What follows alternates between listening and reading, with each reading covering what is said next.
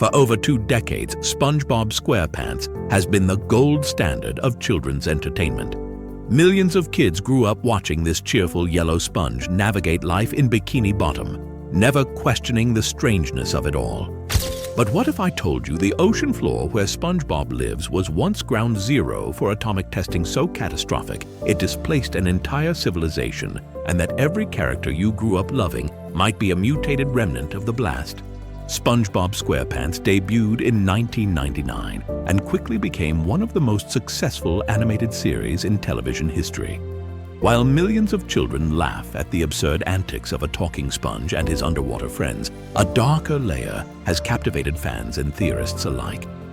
The show's setting, Bikini Bottom, shares its name with a real location, one tied to a haunting chapter of Cold War history. This connection has sparked theories that suggest the cheerful cartoon world may be built upon the ashes of nuclear devastation. Bikini Atoll is a coral reef formation in the Marshall Islands, located in the Pacific Ocean. Before 1946, it was home to the Bikinian people, who had lived on these islands for thousands of years, fishing the lagoon and cultivating coconut groves in isolation from the modern world. Then the United States government arrived with a proposition: leave your home so we can test weapons for the good of mankind and to end all world wars. The Bikinians were relocated and promised they could return soon. They never did. Between 1946 and 1958, the United States conducted 23 nuclear weapons tests at this remote site as part of Operation Crossroads and subsequent experiments during the early Cold War. The first test, codenamed Able, detonated above a fleet of target ships with the power of 23,000 tons of TNT. The second, Baker, was even more devastating. An underwater blast that created a massive column of irradiated water over a mile wide, sending a tsunami of radioactive spray across the lagoon. The mushroom cloud rose 94,000 feet into the atmosphere. Ships were vaporized instantly. Others were tossed like toys, their hulls twisted and glowing with radiation. These detonations were among the most powerful ever conducted, vaporizing ships, irradiating the ocean, and displacing the native Marshallese people from their homeland. In 1954, the Castle Bravo test, the most powerful nuclear device the United States ever detonated, exceeded its expected yield by 250%, spreading radioactive fallout across thousands of square miles and contaminating nearby inhabited atolls. The blast carved a crater in the reef over a mile wide and 250 feet deep. Marine life was obliterated. The water itself became toxic. Coral turned to glass. The lagoon, once teeming with fish and turtles, became a dead zone. Fans have long theorized that the residents of Bikini Bottom are not simply cartoon characters, but mutated sea creatures transformed by decades of radiation exposure. The evidence is compelling. Fish walk upright, wield tools, speak English, and even play musical instruments. Explosions in the show often resemble mushroom clouds, the eerie, crater-like zone known as Rock Bottom, a dark, unsettling location beneath Bikini Bottom that mirrors the scarred landscape of a nuclear test site. This theory suggests that the show's surreal humor is a mask for a post-apocalyptic reality. Another popular interpretation assigns each main character a deadly sin or virtue, framing the show as a morality play. Patrick Star embodies sloth, not just physical laziness, but intellectual and spiritual emptiness. He lives under a rock, literally and metaphorically, refusing to engage with reality or take responsibility for anything. His ignorance isn't innocent, it's willful. He's satisfied with stupidity, comfortable in his own obliviousness, representing the sin of wasted potential. Plankton is consumed by envy, a character whose entire existence revolves around what he doesn't have.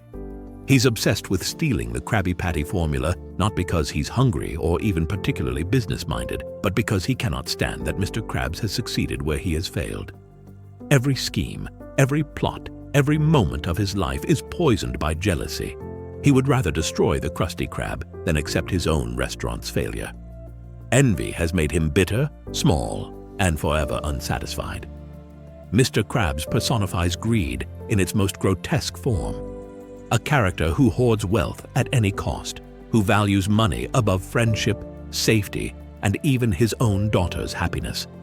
He underpays his employees, overcharges his customers, and obsesses over every penny. His first dime is encased in glass, a shrine to his own avarice.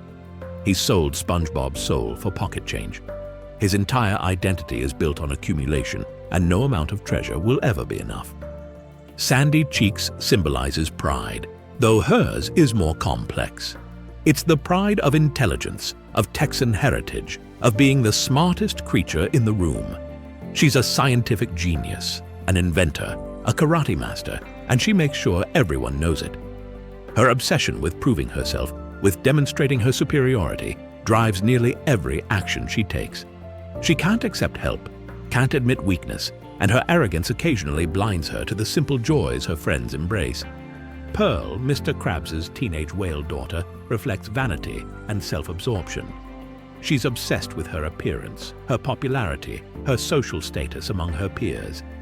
Every episode featuring her revolves around how she's perceived, her embarrassment over her cheap father, her desperation to fit in, her focus on material possessions and superficial relationships. She's the embodiment of teenage narcissism taken to its extreme. SpongeBob himself is often seen as the embodiment of lust, not in a sexual sense, but in his insatiable, almost manic desire for life, work, and happiness. He craves experience with an intensity that borders on obsession. He doesn't just want to flip burgers. He needs it, lives for it, defines himself by it. His enthusiasm isn't innocent joy, it's compulsion. He can't rest, can't be still, can't accept anything less than constant stimulation and validation. His lust for life becomes suffocating to those around him, his optimism weaponized into denial. This framework suggests the creator's embedded psychological and ethical commentary into a children's show, turning Bikini Bottom into a stage where humanity's flaws play out in exaggerated, colorful form. Perhaps the darkest fan theory revolves around the Krabby Patty's secret formula. Some speculate that the ingredient is crab meat and that Mr. Krabs, in a twisted act of survival or greed, used Pearl's deceased mother to create his empire. While the show's creator has denied this, stating the patty is vegetarian, the theory persists, highlighting the depth of fan imagination and the willingness to explore uncomfortable narratives. The convergence of these theories paints a chilling picture. Bikini Bottom is a radioactive wasteland where mutated creatures reenact human society in the shadow of nuclear annihilation.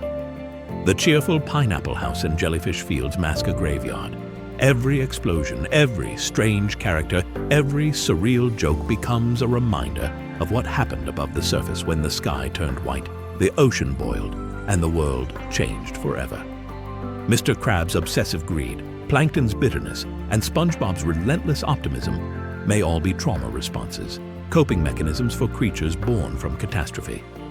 These theories have fundamentally altered how millions of fans perceive SpongeBob SquarePants. What began as light-hearted entertainment has become a subject of cultural analysis, internet discourse, and even academic study. The show's connection to Bikini Atoll has drawn attention to the real human cost of nuclear testing. The Marshallese people remain displaced, their health compromised by radiation-related illnesses, their homeland uninhabitable.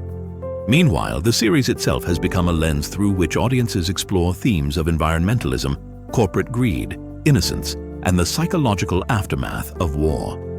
Steven Hillenburg, who passed away in 2018, created a work that transcends its medium. A show that can be watched innocently by children, yet dissected endlessly by adults searching for meaning beneath the absurdity.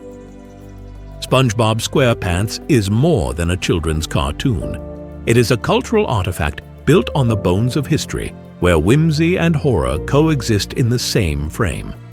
Whether the creators intended these connections or not, the show has become a mirror reflecting our fascination with hidden truths, our guilt over past atrocities, and our need to find meaning in the strangest places. Bikini Bottom will always be a place of laughter, but now, when the screen fades to black and the theme song ends, we're left with a haunting question that lingers like radiation in the water. What are we really watching?